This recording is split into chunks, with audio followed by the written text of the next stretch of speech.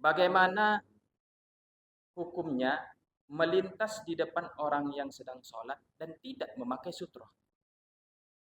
Ya, kalau kita di dalam mazhab Syafi'i itu hukumnya bukan haram tapi makruh. Ada orang bapak sholat di tengah ini nih, nggak pakai sajadah misalkan, ya, atau sebetulnya dia bisa ke depan untuk dekat ke dinding, tapi dia sholat di tengah.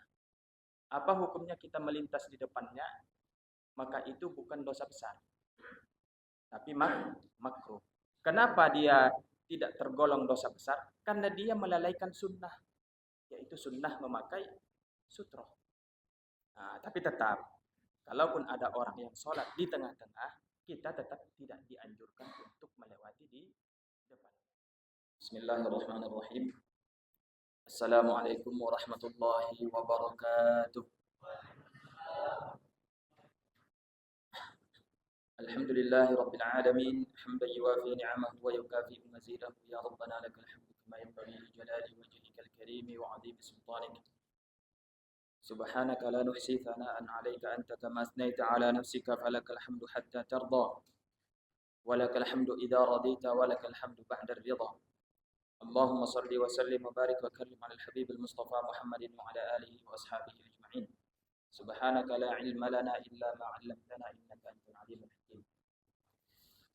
Bapak-bapak, ibu-ibu, saudara-saudara, umumnya kita semua jamaah salat asar yang dimuliakan oleh Allah Subhanahu wa taala. Alhamdulillahirabbil alamin. Di sore hari yang berbahagia ini Allah masih memberikan kita karunia yang sangat besar, nikmat taufik untuk melaksanakan salat asar berjamaah. Bapak Ibu, salat asar ini bukan seperti salat yang lainnya. Dia memiliki kelebihan yang hampir sama dengan kelebihan salat subuh. Dalam sebuah hadis Nabi sallallahu alaihi wa ala alihi wasallam bersabda, "Inna hadhihi salatun uridat ala man kana qablakum fadayya'uha." Salat asar ini dulu diwajibkan kepada kaum Nasrani, diwajibkan kepada kaum Yahudi. Fadayya'uha, lalu mereka melalaikannya. Kemudian, "Faman hafadha 'alaiha kana lahu ajruhu marratain." Kata Nabi sallallahu alaihi wasallam, siapa yang merutini salat asar, maka akan diberikan 2 pahala. Yang pertama pahala merutininya, yang kedua pahala salat wajib seperti biasa. Kemudian wala salata ba'daha hatta yatlu'a syahid. Setelah salat asar sama seperti salat subuh, tidak ada lagi salat yang disunnahkan untuk melengkapi salat asar atau subuh itu. Karena dia sudah lengkap. Ya, makanya tidak ada ba'diyah asar, tidak ada ba'diyah subuh. Hatta yatlu'a syahid, sampai tergenam atau terbenam matahari. Jadi hadis ini adalah sekali lagi menjelaskan tentang keutamaan salat asar, dan dia bukan seperti salat-salat biasa, dia memiliki kelebihan di atas kelebihan dari salat-salat yang lain.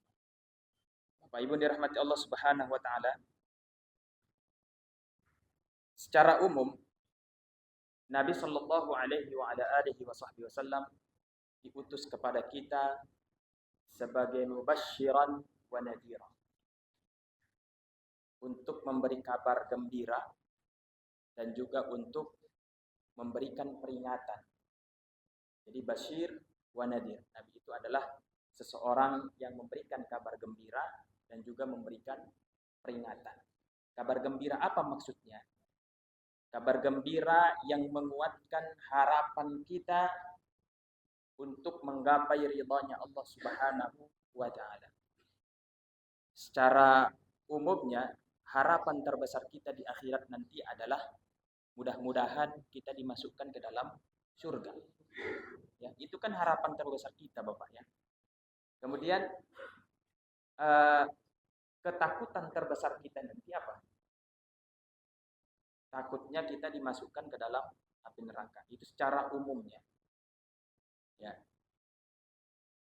Kemudian yang dua ini, harapan dan ketakutan ini harus seimbang dalam kehidupan. Tidak boleh kita terlalu berharap untuk masuk surga sehingga rasa takut kita menurun, dan juga tidak boleh ketakutan kita terlalu banyak sehingga harapan kita menurun.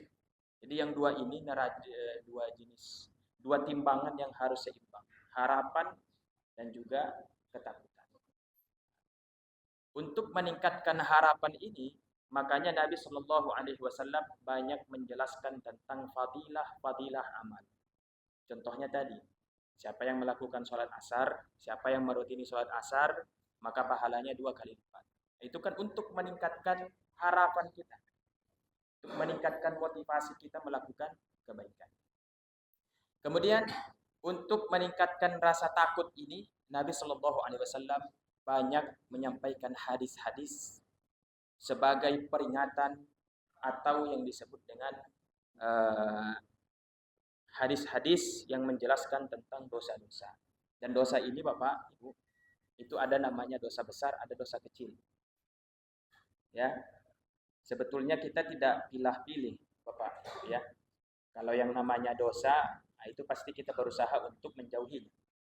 Baik itu besar ataupun kecil. Nah, akan tetapi oleh para ulama membedakan apa itu dosa besar, apa itu dosa kecil, yang fungsinya karena dia berdampak kepada hukum fikih nanti.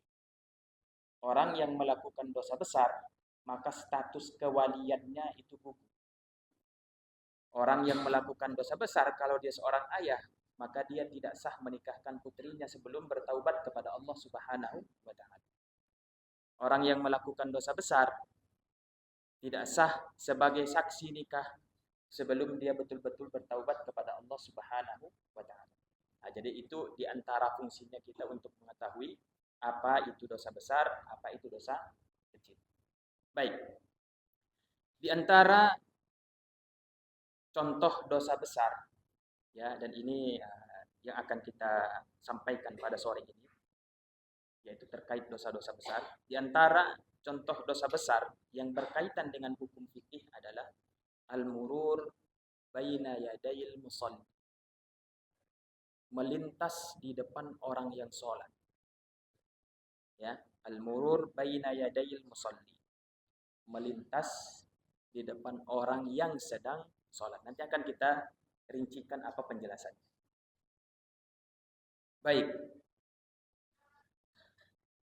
Dalam sebuah hadis yang diriwayatkan oleh Al-Imam Abu Dawud, Nabi sallallahu alaihi wa ala alihi wasallam bersabda, "Idza shalla ahadukum," kalau kalian salat kata Nabi, "falyaj'al amama wajhihi syai'an," maka hendaklah dia buat di depannya sesuatu. Fa in lam yajid falyansib 'asa. Kalau tidak ada sesuatu yang dia letakkan di depannya, maka tegakkanlah tongkat. Fa illam yakun ma'ahu 'asa, kalau tidak ada tongkat, falyakhutta khattan, maka dia buatlah garis di depannya. Oke. Tsumma la yadurruhu ma marra amamahu. Kemudian kalau dia sudah melakukan seperti itu, tentunya dia tidak akan terganggu lagi apa yang lewat di depannya. Bapak Ibu dirahmati Allah Subhanahu wa taala, hadis inilah sebagai pegangan di dalam kitab fikih ada istilahnya hukum sutratul musalli, penutup bagi orang yang sedang sholat.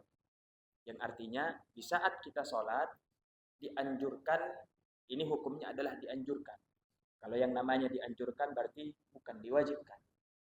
Dianjurkan, disunnahkan kalau kita sedang sholat untuk membuat sesuatu di depan kita. Nah, apa sesuatu itu? Kalau kita di dalam mazhab Syafi'i sebetulnya sesuatu itu sangat detail sekali. Yang pertama, dinding atau tiang. Ya, dinding atau tiang. Kalau tidak ada, baru tongkat. Kalau tidak ada, baru barang-barang yang dikumpulkan di depan. Kalau tidak ada, maka sejenis sajadah atau garis. Ya, jadi itu urutannya Bapak. Ya, tiang, dinding itu sama. Dinding sama tiang. Kemudian tongkat, saya rasa jarang kita yang punya tongkat sekarang Bapak Ibu ya. Padahal itu salah satu sunnah sebetulnya, memakai tongkat bagi orang yang usianya 40 ke atas. Bukan karena dia lemah ya, tapi karena itu adalah kebiasaan para nabi sallallahu para nabi. Baik. Tongkat, kemudian kalau tidak ada baru taruh barang kita di depan. Apa saja jenis barang-barang. Kalau tidak ada, barulah memakai sajadah. Jadi sajadah ini adalah pilihan terakhir sebetulnya. Kalau tidak ada yang lain, barulah pakai sajadah. Itu urutannya secara fikihnya dan itu hukumnya adalah sunnah. Baik. Terkait dosa besarnya, dalam sebuah hadis yang diriwayatkan oleh Al-Imam Al-Bukhari wa Muslim, Nabi sallallahu alaihi wa ala alihi wasallam bersabda, "Idza shalla ahadukum ila syai'in yasturuhu minan nas." Apabila di antara kalian ada yang salat memakai sutroh. Sutroh yang tadi, dinding, tiang, atau kita pada umumnya adalah sajadah. Ya. Apabila ada orang yang salat, fa arada ahadun ayyajtaza baina yadayhi, lalu ada di antara kita yang ingin lewat di depannya, falyadfa' fi nahrihi, maka orang yang salat tersebut dianjurkan untuk melarangnya. Kemudian fa in aba, kalau tetap tidak mau dilarang, falyuqatilhu, maka orang yang salat itu dianjurkan untuk membunuhnya. Ini kalau dipikir-pikir sebetulnya fatal sekali kesalahan melewati di depan orang yang sedang sholat. Fa innama huwa syaitanun, kata Nabi sallallahu alaihi wasallam, karena orang yang sudah dilarang lewat di depan orang yang sedang sholat itu seolah-olah sudah menjadi syaitan. Nah, oleh karena inilah para ulama menyebutkan melintas di depan orang yang sedang sholat dan dia memakai sutroh itu tergolong dosa besar. Bukan sekedar dosa kecil biasa. Kenapa? Karena orang yang seperti itu sudah diperbolehkan untuk dibunuh. Ya, tapi akan kita jelaskan. Baik. Bapak Ibu dirahmati Allah Subhanahu wa taala. Tadi kita sebutkan bahwa kalau kita sedang sholat disunnahkan untuk memakai sutroh dengan urutan yang kita sebutkan tadi. Lalu ada orang yang mau melintas di depan kita. Kalau kita sudah memakai sutroh dan ada orang yang mau melintas di depan kita, maka kita dianjurkan untuk melarangnya.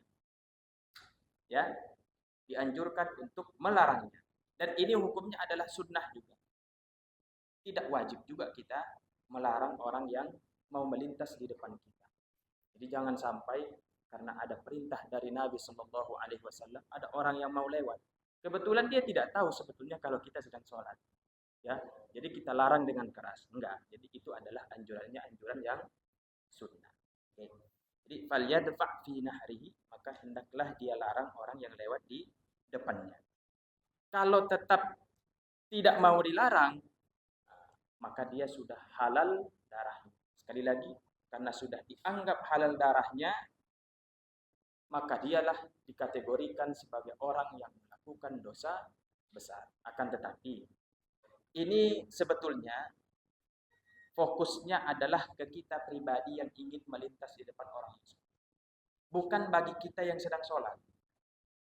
Ya, kalau kita yang sedang sholat, ya tetap dianjurkan untuk berlapang dada kalau misalkan ada orang yang mau melintas di depan kita. Tapi kalau kita yang mau melintas di depan orang yang sholat, nah kita harus lebih berhati-hati. Nah, jadi sekali lagi, ini fokusnya adalah kepada kita yang tidak sedang sholat. Baik, jadi itu salah satu dosa besar, yaitu melintas di depan orang yang sedang sholat memakai sutroh. Pertanyaannya Bapak, bagaimana hukumnya melintas di depan orang yang sedang sholat dan tidak memakai sutroh? Ya, kalau kita di dalam mazhab Syafi'i, itu hukumnya bukan haram tapi makruh. Ada orang Bapak sholat di tengah ini nih, nggak pakai sajadah misalkan, ya, atau sebetulnya dia bisa ke depan untuk dekat ke dinding, tapi dia sholat di tengah. Apa hukumnya kita melintas di depannya? Maka itu bukan dosa besar, tapi makruh. Kenapa dia tidak tergolong dosa besar? Karena dia melalaikan sunnah, yaitu sunnah memakai sutroh. Nah, tapi tetap, kalaupun ada orang yang sholat di tengah-tengah, kita tetap tidak dianjurkan untuk melewati di depannya.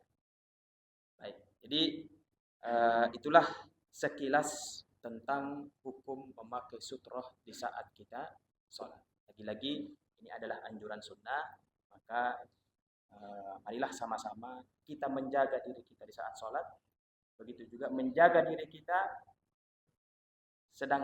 ketika kita mau melintas di depan orang yang sedang sholat. Itu saja yang bisa kita sampaikan pada sore hari yang berbahagia ini. Mudah-mudahan bisa bermanfaat. Terima kasih atas segala perhatian. Wassallallahu wasallam ala sayyidina Muhammadin wa ala alihi wa ashabihi ajma'in. Assalamualaikum warahmatullahi wabarakatuh.